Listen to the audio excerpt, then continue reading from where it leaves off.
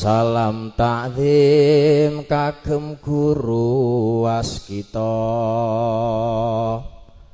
Kula niki murid kang kebak dosa, sering lali pesen jenengan ngendika.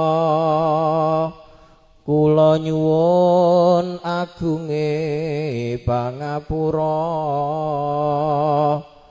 ngaturaken lepat saking kawula.